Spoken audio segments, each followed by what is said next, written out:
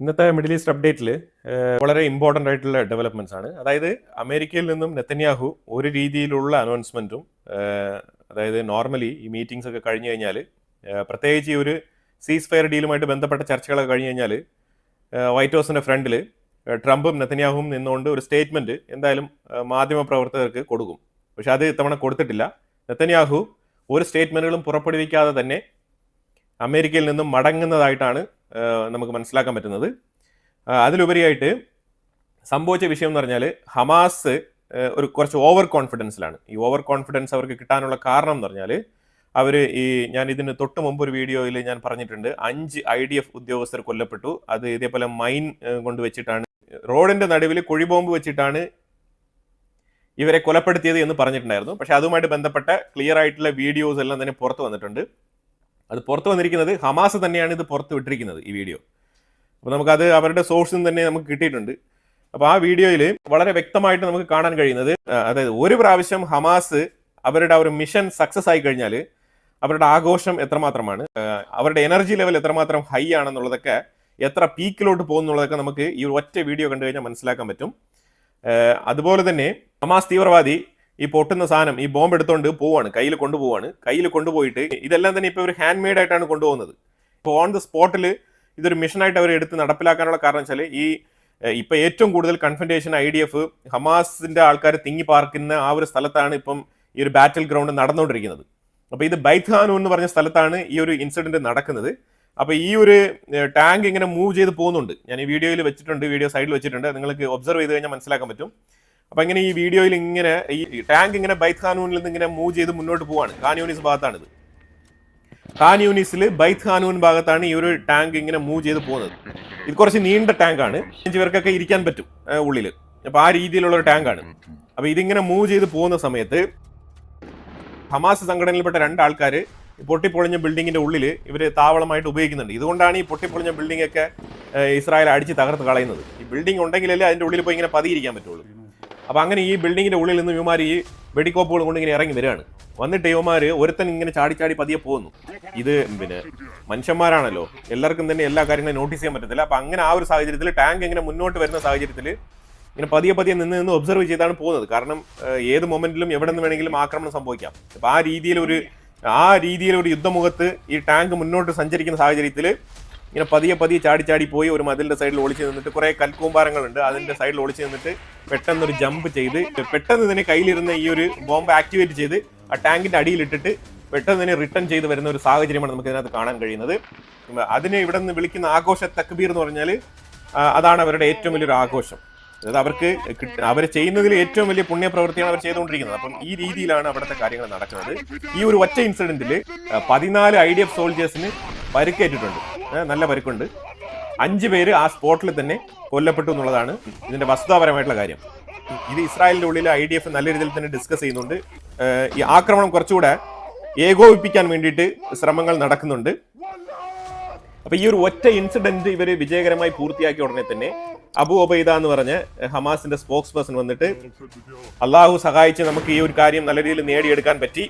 ഇനിയും ഇസ്രായേൽ എന്ന് പറഞ്ഞാൽ ഒക്കുപ്പൈഡ്, ഇനിയും കടന്നുകയറ്റക്കാരിങ്ങനെ നമ്മളുടെ അടുത്ത് വന്നു കഴിഞ്ഞാൽ ഇതേപോലത്തെ തന്നെ മറുപടി നമ്മൾ കൊടുക്കും എന്നുള്ള രീതിയിലുള്ള ആത്മവിശ്വാസം പ്രകടിപ്പിച്ചുകൊണ്ട് വളരെ കോൺഫിഡന്റ് ആയിട്ടാണ് കാര്യങ്ങൾ മുന്നോട്ട് നീക്കുന്നത്.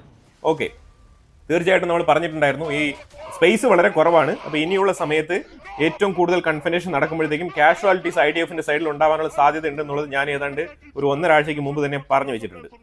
അത് നിങ്ങൾക്ക് വീഡിയോ നിങ്ങൾ തുടർച്ചയായിട്ട് കാണുന്ന ആൾക്കാരാണെന്നുണ്ടെങ്കിൽ നിങ്ങൾക്ക് വളരെ വ്യക്തമായി മനസ്സിലാക്കാൻ പറ്റും. ഇത് നമ്മൾ മുൻകൂട്ടി അറിഞ്ഞ കാര്യമാണ്, കാഷ്വാലിറ്റി ഉണ്ടാകുന്നുള്ളത്. അത് ഇസ്രായേലും തന്നെ വളരെ വ്യക്തമായിട്ട് മനസ്സിലാക്കി തന്നെയാണ് മുന്നോട്ട് പോകുന്നത്. പക്ഷേ തീർച്ചയായിട്ടും മുന്നോട്ട് പോയേ പറ്റൂ. കാരണം ഇസ്രായേലിന്റെ കയ്യിലുള്ള ഒരു ലാസ്റ്റ് ഓപ്ഷനാണിത്. ഈ ലാസ്റ്റ് ഓപ്ഷൻ മിസ് ചെയ്ത് കഴിഞ്ഞാൽ പിന്നെ ഒരിക്കലും ഈ ഗാസയെ ക്ലീൻ ചെയ്യൽ നടക്കുന്ന ഒരു വിഷയമല്ല. ഇസ്രായേൽ അപ്പം തന്നെ തിരിച്ചടിക്കുന്നുണ്ട്. IDF തുരിതര അവിടെ നിന്ന് തിരിച്ചടിക്കുന്നത്, അടുത്ത ടാങ്ക് വരുന്നുണ്ട്, അടുത്ത ടാങ്കിൽ നിന്ന് ആ ബിൽഡിങ്ങിനെ എയിം ചെയ്ത് നല്ല രീതിയിലുള്ള ആക്രമണം നടത്തുന്നുണ്ട്.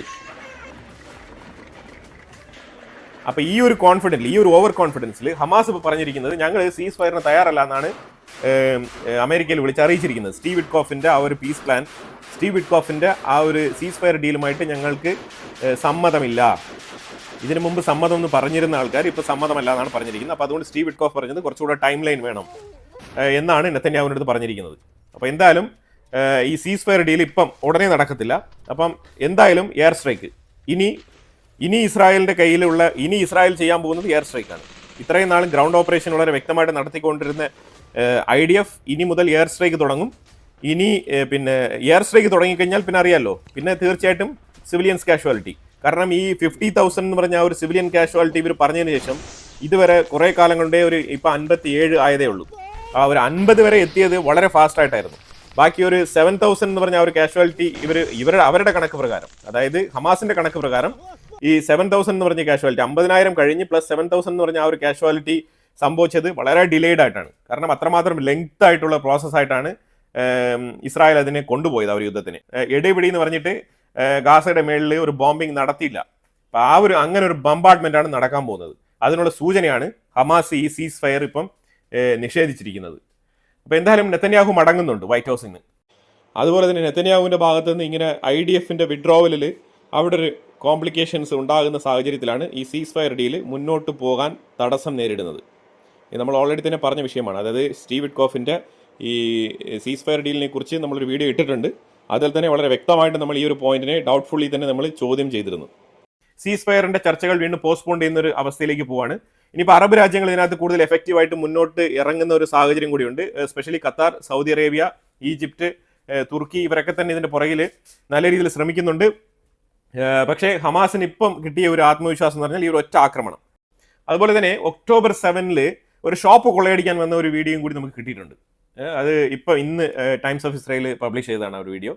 അത് CCTV ഫുട്ടേജിൽ നിന്ന് കറക്റ്റ് October 7 തന്നെ റെക്കോർഡ് ചെയ്തിരിക്കുന്ന വീഡിയോ. ഈ ഹമാസിന്റെ തീവ്രവാദികൾ ഇങ്ങനെ ഇരച്ചു കയറി വരുന്നുണ്ട്. ഇസ്രായേലിന്റെ ഉള്ളിലേക്കാണ് ഇവർ കടന്നു കയറി വരുന്നത്. വന്ന ഉടനെ ഈ ഷോപ്പിന്റെ ഓണേഴ്സ് ഈ ഷോപ്പ് തുറന്നിട്ട് ഇങ്ങനെ നോക്കുമ്പോൾ, രാവിലെ വന്ന് ഇവർ ഷോപ്പ് തുറക്കാണ്, തുറന്നിട്ട് ഇങ്ങനെ നോക്കുമ്പോഴത്തേക്കും ഈ യുവന്മാരിങ്ങനെ തോക്കം കൊണ്ട് ഇങ്ങനെ വരുന്ന ഒരു രംഗമാണ് കാണുന്നത്. അപ്പോൾ ഇവന്മാർ ഒരു പെട്രോൾ പമ്പ്, ഒരു ഫ്യൂൽ സ്റ്റേഷൻ ഉണ്ട്, അതൊക്കെ ക്രോസ് ചെയ്താണ് വരുന്നത്. വന്ന ഉടനെ തന്നെ ഈ ഷോപ്പിന്റെ നേരെ വെടിയുതിർക്കുകയാണ്. അപ്പോൾ ആ ഒരു മൊമെന്റിൽ തന്നെ രണ്ട് യുവാക്കളെ ഷോപ്പിനകത്തുണ്ട്, ഈ ഷോപ്പ് നടത്തുന്ന ആൾക്കാർ. അവർ രണ്ടുപേരും ഈ കാര്യം മുൻകൂട്ടി അറിഞ്ഞ് പെട്ടെന്ന് തന്നെ താക്കോലെടുത്ത് അതിന്റെ പുറവശത്തുള്ള ഡോർ ഓപ്പൺ ചെയ്ത് അങ്ങോട്ട് രക്ഷപ്പെട്ട് പോവുകയാണ് ചെയ്തത്. അല്ലാന്നുണ്ടെങ്കിൽ അവരെ തീർത്തളഞ്ഞേനെ. അങ്ങനെ അവർ ഓടി രക്ഷപ്പെട്ട്.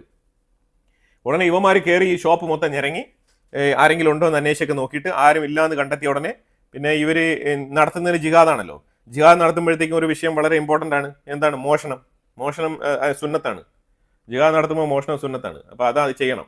കാരണം ഇതൊക്കെ അബു സൂഫിയാനുമായിട്ട് നടത്തിയ യുദ്ധത്തിൽ നിങ്ങൾ എടുത്ത് വായിച്ചു കഴിഞ്ഞാൽ നിങ്ങൾക്ക് വളരെ വ്യക്തമായിട്ട് മനസ്സിലാക്കാൻ പറ്റും.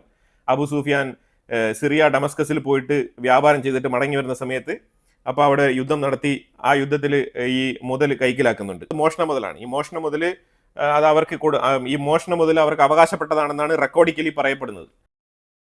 ഈ കൊള്ളസംഘത്തിനെ നയിച്ച വ്യക്തിയാണ് മെഹ്റാൻ മുസ്തഫ ബജൂർ എന്ന് പറഞ്ഞ വ്യക്തി. ഇവനെയാണ് നോർത്ത് ലെബനനിൽ വെച്ചിട്ട് ഇന്നലെ IDF വധിച്ചത്.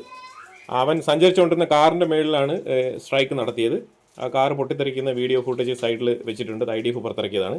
അതുപോലെ തന്നെ ആ സഞ്ചരിച്ച കാറ് ഇപ്പോൾ ലെബനൻ്റെ ഉള്ളിൽ എടുത്തിട്ടിട്ടുണ്ട്. ആ കാറാണ് താഴത്തെ ആ പിക്ചറിൽ നിങ്ങൾ കാണുന്നത്. ഈ ഷോപ്പിൽ നിന്നും ജ്യൂസും കംപ്ലീറ്റ് സാമഗ്രികളൊക്കെ എടുത്ത് കിട്ടുന്നതൊക്കെ കട്ട് മുടിച്ച് അങ്ങ് മോട്ടിച്ചുകൊണ്ട് ഓടുകയാണ്. അതാണ് രംഗം. അപ്പോൾ ആ ഫ്യൂൽ സ്റ്റേഷൻ്റെ ഫ്രണ്ടിൽ കൂടെ ഓടുന്ന രംഗമൊക്കെ കണ്ടല്ലോ. ഇതാണ് സംഗതി. ഇതിപ്പോൾ ലേറ്റസ്റ്റ് ആയിട്ട് ഇറങ്ങിയ ഒരു വീഡിയോ ആണ്. അപ്പോൾ എന്തായാലും ഞാൻ ഇത് മൊത്തത്തിൽ പറഞ്ഞപ്പോൾ ഇതും കൂടെ പറഞ്ഞു പോയെന്നേ ഉള്ളൂ. പിന്നെ ഒരു സജഷൻ ഉള്ളത്, നമ്മൾ വീഡിയോ ഫൂട്ടേജസ് കുറച്ച് എവിഡൻറ്റ് നമ്മുടെ വീഡിയോയിൽ കാര്യങ്ങളൊക്കെ എക്സ്പ്ലെയിൻ ചെയ്തിട്ട് അതിനോടൊത്ത വീഡിയോ ഫൂട്ടേജസ് ആഡ് ചെയ്യുന്നത് ഒരു 2-3 കമൻസ് ഞാൻ റിസീവ് ചെയ്യുകയുണ്ടായി. ഇത് വീഡിയോസ് ഇങ്ങനെ ആഡ് ചെയ്യുന്നത് കുറച്ച് നമ്മുടെ കണ്ടന്റിന്റെ ക്വാളിറ്റി നഷ്ടപ്പെടുന്നു എന്നുള്ള രീതിയിലുള്ള കമൻ്റൊക്കെ ഞാൻ വായിക്കുകയുണ്ടായി. അപ്പോൾ ഇതിനകത്ത് നിങ്ങളൊരു സജഷൻ എനിക്ക് തരേണ്ടത്, ഞാൻ ഈ വീഡിയോ ഫൂട്ടേജസ് നിങ്ങൾക്ക് ആഡ് ചെയ്യുന്നത് അത് ഓക്കെ ആണോ ഇല്ലയോ എന്നുള്ളത് നിങ്ങൾ കമൻറ്റ് ബോക്സിൽ ഒന്ന് അറിയിക്കുക. കാരണം നമ്മളുടെ കണ്ടന്റ്, നമ്മൾ പറയുന്ന കാര്യത്തിൻ്റെ ആധികാരികത ഉറപ്പുവരുത്താനാണ് അതിൻ്റെ പുറകിൽ നമ്മൾ ഈ ഒരു വീഡിയോ ക്ലിപ്പ് ആഡ് ചെയ്യുന്നത്. പരമാവധി നമ്മളുടെ ഫുൾ ലെങ്ത് വീഡിയോയിൻ്റെ നടുവിൽ നമ്മൾ ചെറിയ ചെറിയ ക്ലിപ്പുകളാണ് ആഡ് ചെയ്യുന്നത്. പിന്നെ എന്തെങ്കിലുമൊക്കെ ഡീപ്പായിട്ടുള്ള എക്സ്പ്ലനേഷൻസ് ആരെങ്കിലും തരുന്നുവെങ്കിൽ അത് ഞാൻ വീഡിയോയുടെ ലാസ്റ്റ് പോർഷനിലാണ് ആഡ് ചെയ്യുന്നത്. അത് തീർച്ചയായിട്ടും നിങ്ങൾക്ക് താല്പര്യം ഉണ്ടെങ്കിൽ അത് ഫുള്ളായിട്ട് കാണാം. കണ്ടു കഴിഞ്ഞാൽ നമ്മൾ പറഞ്ഞ കാര്യവും അതും തമ്മിൽ നിങ്ങൾക്ക് മാച്ച് ചെയ്യാൻ പറ്റും. അപ്പോൾ കുറച്ചുകൂടെ നിങ്ങൾക്ക് ഒരു കോൺഫിഡൻസ് കിട്ടും നമ്മുടെ വാർത്ത കേൾക്കുമ്പോഴത്തേക്കും. അതുകൊണ്ടാണ് നമ്മൾ അത് ആഡ് ചെയ്യുന്നത്.